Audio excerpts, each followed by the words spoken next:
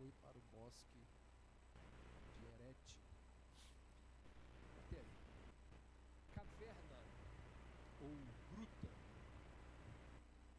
é o nome que é dado deixa eu ler a definição aqui, a toda cavidade natural rochosa, com dimensões que permitam acesso a seres humanos. Isso é uma caverna, uma gruta, ou um nome diferenciado que se dá para uma caverna. As cavernas, elas podem ser horizontais, muito longas, no horizonte, baixas, mas existem também cavernas gigantescas no sentido vertical, em forma ali de galerias, de salões, como os especialistas assim o chamam. E as cavernas, elas são encontradas com maior frequência naqueles terrenos conhecidos como rochas sedimentares. E elas surgem de uma série de processos geológicos que envolvem muitas coisas. Por exemplo, combinações ou transformações químicas, biológicas, tectônicas e também atmosféricas. A combinação de tudo isso vai ao longo de anos e anos formando as cavernas. E por causa das suas condições ambientais, que são exclusivas das cavernas, existem cavernas, por exemplo, que a luz solar não chega. Nenhum tipo de luz solar. De forma que, por causa das condições ambientais que são exclusivas das cavernas, existem nelas uma espécie de ecossistema, de fauna, que não se encontra em nenhum lugar do mundo, em nenhuma outra parte do universo, apenas nas cavernas. As descobertas arqueológicas, junto com aquilo que o ser humano chama de arte rupestre, mostra que durante muito tempo, que são aquelas artes que são desenhadas e pintadas dentro de cavernas, mostram que durante muito tempo, esses lugares, as cavernas, elas serviram de abrigo para o homem primitivo. Era muito comum ao homem primitivo estar nesses lugares. No Brasil, os estados de Minas Gerais e de São Paulo possuem a maior concentração de cavernas do nosso país. Existe um município ali perto não tão perto de Belo Horizonte, chamado de Mariana. Ali existe a chamada Gruta do Centenário, que é a segunda mais profunda caverna do Brasil, tendo 481 metros de profundidade. Você tem noção disso? Olha o tamanho dessa caverna. Eu não vou ficar aqui falando das cavernas do mundo, porque a gente poderia perder muito tempo, mas se existe algo que me deixa assim encantado e fascinado na criação de Deus, são as cavernas. Existem cavernas lindíssimas, belíssimas, coisas assim extraordinárias. O texto nos diz que Davi está fugindo de Saul. Ele já passou por Nobe, ele já passou por Gate, e nós vimos as passagens de Davi por esses lugares. E agora Davi vai buscar refúgio numa caverna,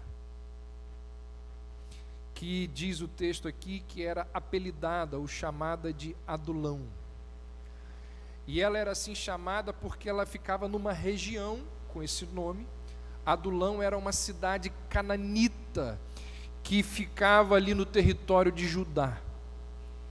Ela ficava localizada entre duas cidades talvez mais conhecidas, chamada de Gate, que foi o que a gente acabou de ver, e uma cidade chamada de Hebrom, que talvez você já tenha ouvido falar do Hebrom. Lembra lá quando nós estudamos tempos atrás, quando Caleb peregrinou durante muito tempo no deserto, aguardando o seu Hebrom. Então, Adulão ficava ali, entre esses dois lugares mais famosos. E nas proximidades dessa cidade chamada de Adulão, existiam ali várias cavernas, uma série de cavernas. E essa caverna mencionada aqui, ela certamente que era muito diferente, muito distinta daquele ambiente no qual Davi foi criado ali nas colinas da Judéia. Naquelas colinas, ambientes a céu aberto, claros. Davi passou muito tempo cuidando das ovelhas do seu pai. Ali nas colinas da Judéia, Davi criou e desfrutou de um relacionamento íntimo com seu Criador. Então agora ele se encontra num ambiente completamente diferente daquele no qual ele estava acostumado. E ele busca refúgio ali. Ele vai fugir de Saul numa caverna, num ambiente completamente diferente daquele no qual ele estava acostumado. E pode ser que Davi tenha buscado refúgio num ambiente muito diferente do qual ele estava acostumado, pela caverna ser, digamos, um lugar neutro. O que eu quero dizer com lugar neutro? Se você observar tudo que vem acontecendo antes da descrição de 1 Samuel 22, você vai ver que onde Davi chega, ele oferece perigo para as pessoas onde ele está. E agora, no momento onde, nesse contexto, Davi parece que procura um lugar neutro, um abrigo onde, além de não correr risco da violência e da ameaça de Saul, ele também não vai colocar outras pessoas em risco. Mas o texto nos diz que Davi, ao que parece, não era muito bom para escolher esconderijos, porque diz o texto que rapidamente a sua família e uma multidão de 400 homens descobrem onde Davi está e vão na sua direção e se ajuntam a ele. E olha aí no verso 3, dali da caverna, diz o texto que Davi leva os seus familiares para a terra de Moabe.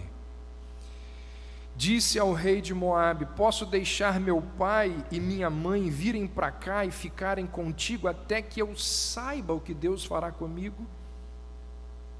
Ou seja, assim que os pais de Davi, provavelmente os seus irmãos, assim que a família de Davi chega ali na caverna de Adulão, Davi procura um lugar mais seguro para eles.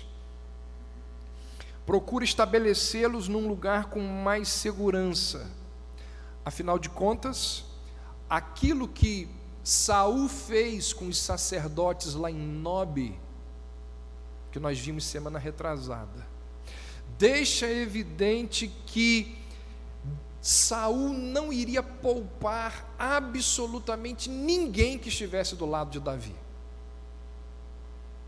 Então, se Saul colocasse a mão nos pais de Davi, nos irmãos de Davi, na família de Davi, certamente que eles iriam morrer, assim como o pessoal lá de Nobe.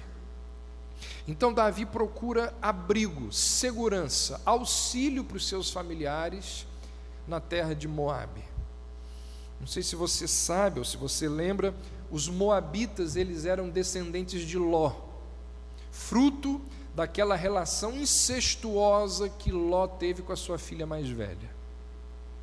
Nos dias de Moisés, a Bíblia diz que os moabitas não eram um povo muito estimado, muito amado pelos israelitas. Não tinha uma relação muito boa entre eles, não. No entanto, se você se lembra, Ruth, a bisavó de Davi, era moabita. De forma que é possível que Davi tenha ido até Moabe, procurado o rei de Moabe e pedido auxílio e segurança para os seus familiares por causa dos seus vínculos familiares, por causa dos seus antepassados. Então aqui no texto, logo no início, nós vemos essa preocupação de Davi para com os seus pais. E aqui nós somos lembrados da necessidade que os filhos têm de cuidar dos seus pais. Eu posso ver alguns de vocês aqui e sei do quanto muitos de vocês aqui cuidam zelosamente, carinhosamente dos seus pais. Isso é ordem bíblica. A Bíblia nos diz que quando os nossos pais envelhecem e precisam da nossa ajuda, é dever nosso cuidar dos nossos pais.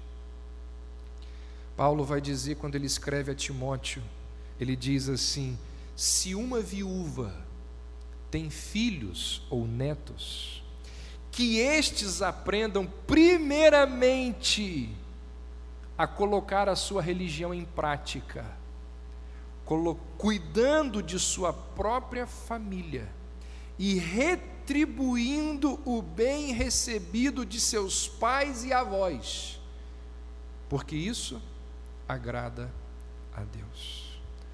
Paulo está dizendo, é dever de filhos e netos cuidarem de seus pais e de seus avós. E Paulo vai dizer, isso é colocar em prática a religião que lhes foi ensinada. Cuidar dos pais por todo o bem que os pais ao longo da vida fizeram aos filhos. E agora essa retribuição, diz Paulo, isso agrada a Deus. Então, isso é algo que a Bíblia nos ensina, que a gente pode ver aqui em Davi. No meio de todo aquele problema, de toda aquela ameaça, ele se preocupa com seus pais. Além dos familiares, diz o texto que outras pessoas procuraram Davi ali na caverna de Adulão. Descobrem que Davi está ali escondido e vão até ele. Quem são essas pessoas? Olha aí no verso 2. Os que estavam em aperto. A ideia aqui é de perseguição, de opressão. Provavelmente eram homens que, por motivos que o texto não diz, estavam também sendo perseguidos por Saul. Além desses que estavam em aperto, os endividados. Pessoas que tinham dívidas naquela época eram normalmente pessoas escravizadas. Porque quem tinha dívida e não conseguia pagar a sua dívida se tornava um escravo. Então aqui, homens endividados é sinal de homens escravizados. Os que estavam em aperto, endividados e amargurados de espírito. Pessoas deprimidas, atormentadas. E é muito interessante o que o texto diz, que Davi se fez líder, chefe dessas pessoas. Como nós vamos ver na continuação da narrativa do texto sagrado, Davi vai modificar completamente a vida dessas pessoas. Davi vai incutir nessas pessoas ordem, disciplina, caráter. Davi vai dar a essas pessoas direção, de forma que aquele local que era refúgio de Davi se transforma num campo de treinamento. Lá na frente, no capítulo 23 de 2 Samuel, o narrador vai dizer que esses homens se transformaram nos valentes de Davi, homens que fizeram coisas extraordinárias. E Davi vai treinando-os, liderando-os, lapidando-os, modificando o caráter desses homens. Então, Davi está em Adulão e ali chegam os familiares, depois chega esse grupo de homens, mas o texto diz que também chega mais uma pessoa. Olha aí verso 5, o profeta Gade. Chega também um profeta, e ele vira para Davi e diz: não fique aqui, vá para Judá. Gade, muito provavelmente, foi um dos profetas criados ali debaixo da tutela de Samuel. Nós já vimos que em textos passados que a narrativa bíblica diz que Samuel tinha uma escola de profetas. E provavelmente Gade vem dessa escola. E Gade é alguém que vai aparecer em muitas outras histórias da vida de Davi. A narrativa do texto sagrado vai em alguns momentos mencionar Gade interferindo, participando da vida de Davi.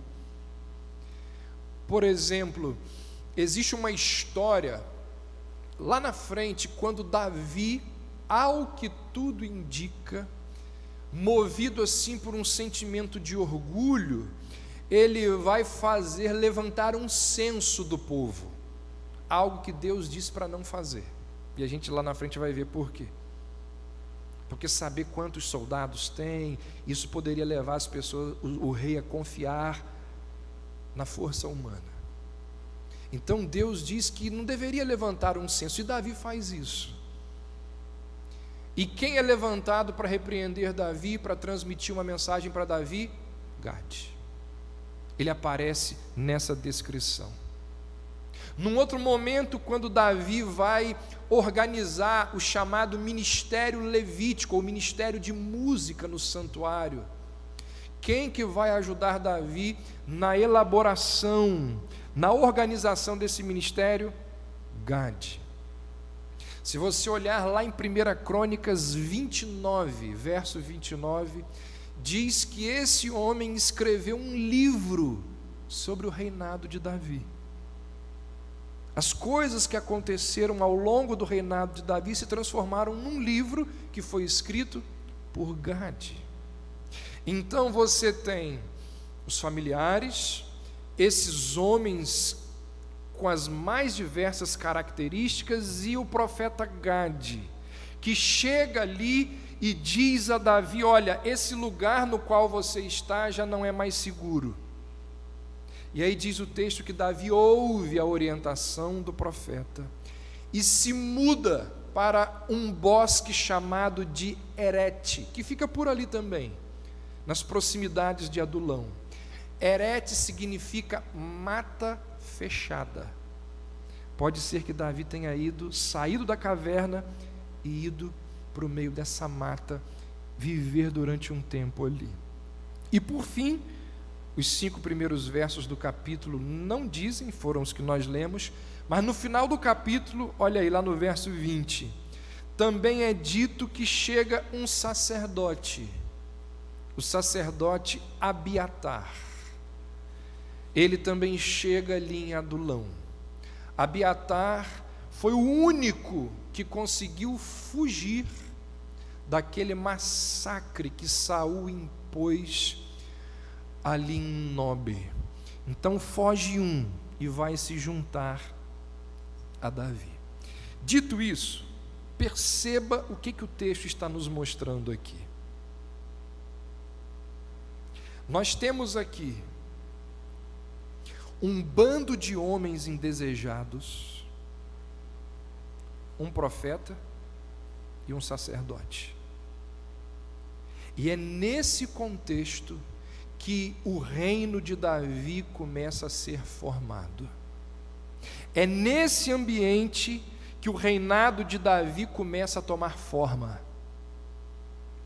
Algo impressionantemente parecido vai acontecer séculos depois.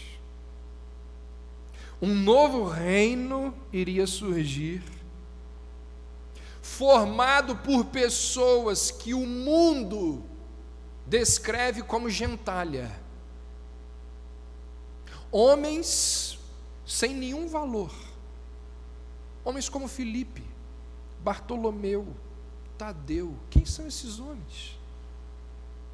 Publicanos, que eram os piores, os mais odiados, publicanos, pescadores, traidores, terroristas. Lembra lá de Simão Zelote? Um terrorista. Olha o grupinho que faz parte. Olha o grupinho que faz parte dos discípulos de Jesus. Além deles, a Bíblia diz que ainda existia aquele grupo de mulheres. Lembra? As mulheres que não tinham valor nenhum, que eram lideradas por uma mulher que tinha sido possessa por demônios. Não é o tipo de seguidores que tinham lá influência cultural, que exerciam autoridade sobre a sociedade. É esse grupo de pessoas indesejadas que se unem a um homem que a Bíblia vai em vários momentos expor que ele é ao mesmo tempo profeta, sacerdote e rei. A Bíblia descreve Jesus nessas três funções, de profeta, sacerdote e rei. Exatamente o que acontece em Adulão. Lá em Adulão, o futuro rei recebe um profeta, recebe um sacerdote e recebe um grupo de rejeitados para dar início a um novo reino em Israel. Séculos depois, aquele grupo ridicularizado pelos fariseus como pecadores reúne-se ao redor do Cristo, o profeta, o sacerdote e o rei. E através desse grupo, liderado por Jesus Cristo, o mundo conhece a mensagem do Evangelho. O mundo conhece essa mensagem que conduz milhões de pessoas ao reino celestial. É algo impressionante que o Antigo Testamento vai descrevendo sobre Jesus Cristo. E essa estrutura descrita aqui, encontrada aqui em Adulão, e repetida lá na frente em Jesus Cristo, essa estrutura representa a necessidade de todo ser humano. Qual é a necessidade que todo homem tem? Ser defendido por um rei poderoso, ser reconciliado com Deus por um sacerdote expiador e ser instruído na fé por um profeta verdadeiro. É algo extraordinário quando a gente pode perceber e fazer esses links na palavra de Deus. Quando a gente analisa a história, a gente percebe que esse momento aqui foi um dos piores na vida de Davi. Poucos momentos ao longo de toda a sua trajetória por esse mundo foram tão complicados como esse momento aqui. E como eu disse há pouco, o Salmo 142, escrito por Davi exatamente nesse momento, descreve como ele se sente. E ele vai dizer lá no Salmo 142 que ele não tem segurança. Óbvio, Saul está pronto a ponto de destruí-lo. Ele não tem segurança, ele não tem alimento, ele não tem, até que as pessoas comecem a chegar, ele estava solitário, ele não tem ninguém com quem conversar. Ele vai dizer no Salmo 142 que lhe falta esperança. E tudo isso acontece depois dele perder o emprego. Lembra que ele tinha um emprego lá na corte? Dele perder a esposa. Ele era casado. A esposa o ajudou a fugir. Ele tinha uma casa. Ele agora é um fugitivo. Ele não tem lugar onde repousar. Ele perde Samuel, o seu conselheiro. Ele perde a amizade de Jonatas. Ele perde, lembra? Ele se faz de doido, ele perde a autoestima. Davi aqui está, ao que parece, no fim das suas forças. Ele perde tudo. Ele perde literalmente tudo. Há um escritor americano chamado Charles Swindoll, na sua biografia de Davi, ao descrever o que acontece aqui em Adulão, no capítulo que ele descreve isso, ele intitula o capítulo dizendo: remoção de todas as muletas. É quando Deus vai retirando tudo aquilo no qual Davi se sustentava, para que Davi aprendesse a se sustentar tão somente no Senhor. Isolado, fugindo para não morrer, sem ninguém para livrá-lo, sozinho, no fim das suas forças. E é nesse momento, exatamente nesse momento, que Deus começa a trabalhar em Davi. Aqui, Deus começa a modificar a mente de Davi, o caráter, diante de todos os erros que ele vinha cometendo até então. Esse é um princípio que a gente aprende aqui. Na verdade, é um princípio que a gente já conhece, mas que a gente percebe aqui. Quando Deus, Ele nos reduz a nada, é para redirecionar a nossa vida e não destruí-la. Muitas vezes Deus faz isso.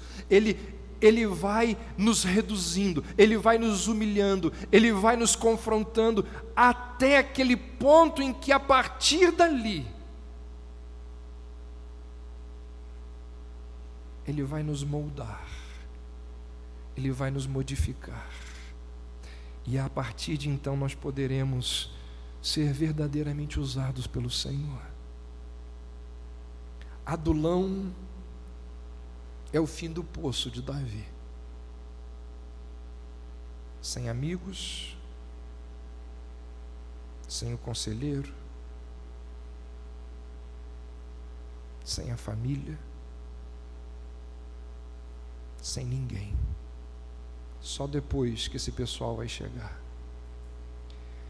E lá no início do Salmo 142, antes de todo mundo chegar, Davi diz assim, a gente vai cantar daqui a pouco: ao Senhor ergo a minha voz e clamo, com a minha voz suplico ao Senhor, derramo perante Ele a minha queixa, e a sua presença exponho a minha aflição. Antes das pessoas chegarem, Davi fez essa oração. E o resultado desse apelo é uma fé fortalecida. O resultado desse clamor é discernimento espiritual que Deus vai dar a Davi. A gente vai ver isso nos próximos capítulos. O resultado desse apelo é uma fé tão forte que leva Davi, que dá a Davi disposição para obedecer a palavra de Deus, e isso fica evidente na fala, na orientação que Gade oferece a Davi. Gade vai dizer no verso 5, olha, não fique aqui, vá para Judá. Então Davi foi para a floresta de Herete. Esse tipo de obediência imediata à palavra de Deus é marca de uma fé verdadeira, é marca de uma fé fortalecida. Resumindo, Davi está fugindo, e ele não tem mais lugares para onde ir, ele coloca pessoas em risco, ele vai para uma caverna, e ali na caverna, longe de todo mundo, sendo ameaçado, triste, ele faz uma oração, ele clama ao Senhor, e essa oração, ela é preservada ao longo dos séculos e chega até nós. E nessa oração ele diz: não há mais em quem me refugiar. Percebe isso? Ele se refugiou em Jonatas, ele se refugiou em Samuel, ele se refugiou nos profetas, ele vai se refugiando, chega uma hora que ele diz: não há mais. E eu estou aqui nesse ambiente lúgubre, tristonho, escuro, e ao Senhor eu ergo a minha voz. Eu pergunto a você, porque o texto nos convida a fazer isso: você vive hoje numa caverna? Talvez poucas figuras sejam descrevam de forma tão extraordinária o que acontece na alma de muita gente. Gente que vive dentro de uma caverna. Davi chegou numa caverna quando não existiam mais lugares para o abrigar. Isso pode acontecer com a gente, não é? A gente busca abrigo em amigos, em recursos, em ciências, em tratamentos, em remédios, e nada dá jeito. Davi diz, Salmo 142, não há quem me reconheça, nenhum lugar de refúgio, não há ninguém que por mim se interesse. Na caverna, as pessoas perdem o ânimo de prosseguir. Na caverna, tudo parece ter ido embora, parece que não há lugar para onde nos voltarmos. É o que ele diz aqui, não há nenhum lugar de refúgio. Não há ninguém que por mim se interesse. Milhões de pessoas estão e têm estado em cavernas. E ali nas cavernas elas tomam pílulas. Ali na caverna elas puxam o gatilho. Ali na caverna elas se jogam de prédios. Ali da caverna elas fazem coisas que parece impossível a um ser humano fazer. Outras, na caverna, abraçam ainda mais a caverna e vivem e ficam ali. Carregam o buraco após si. Quando mesmo saindo da caverna, procuram auxílio, ajuda da caverna numa garrafa, no conteúdo que existe dentro de uma garrafa. Buscam respostas nas mais diversas situações que supostamente lhe darão respostas. Cavernas podem ser lugares terríveis, frios, extremamente frios, gelados, sombrios. Muitas cavernas são apavorantes, mas a Bíblia diz que foi numa caverna que Davi começou a mudar. Foi numa caverna que Davi se encontrou com o Senhor novamente. Cavernas podem sim ser lugares de transformação. Cavernas podem sim ser ambientes onde Deus vai nos restaurar.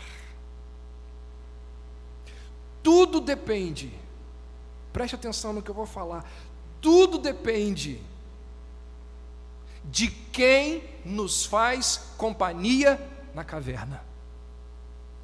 A grande questão é saber quem está do nosso lado na caverna.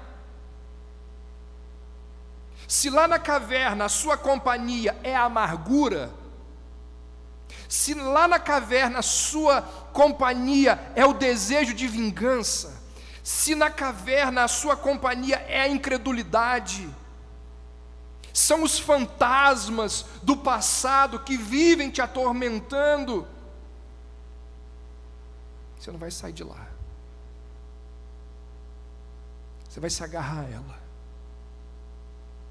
E vai ficar cada vez mais escuro, cada vez mais lúgubre. Diz o texto que lá na caverna, Davi, um refugiado, refugiou-se em Deus. Quando ele chega na caverna, ele diz: com a minha voz clamo ao Senhor. E não por acaso Davi foi restaurado na caverna, lá naquele ambiente que pode e tem feito muita gente adoecer cada vez mais, ficar cada vez mais enfermo. Mas o que a Bíblia está dizendo é que, ao contrário do que se imagina, existem aqueles que, assim como Davi, encontram Deus exatamente na caverna.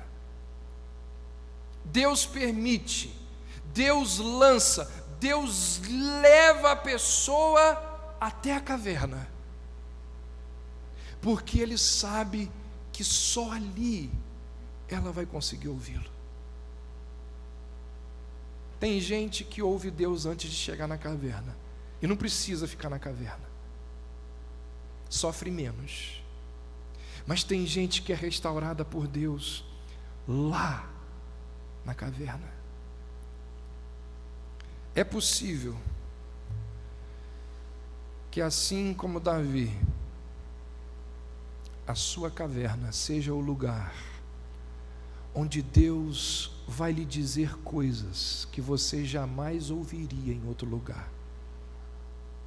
É possível que, assim como Davi, Deus vai te dizer coisas lá na caverna.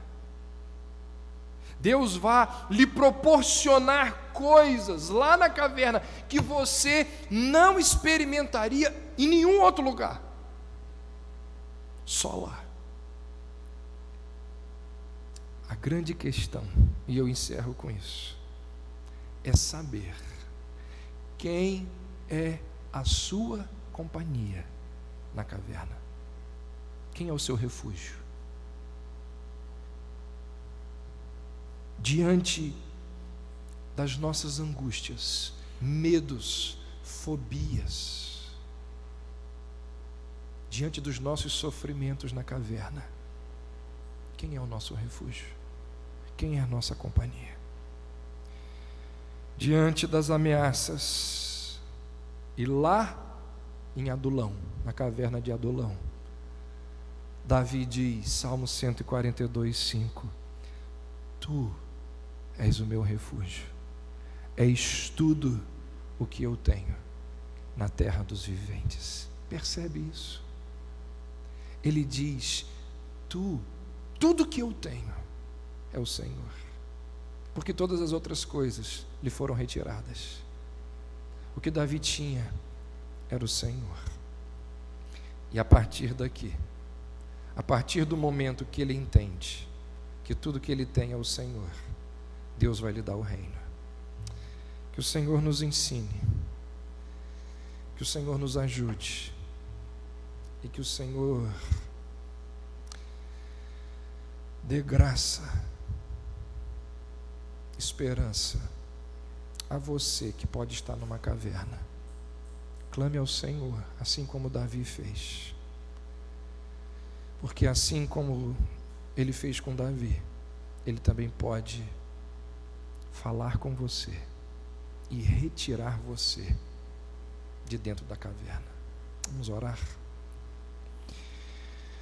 Senhor, ajuda-nos. Precisamos muito do Senhor.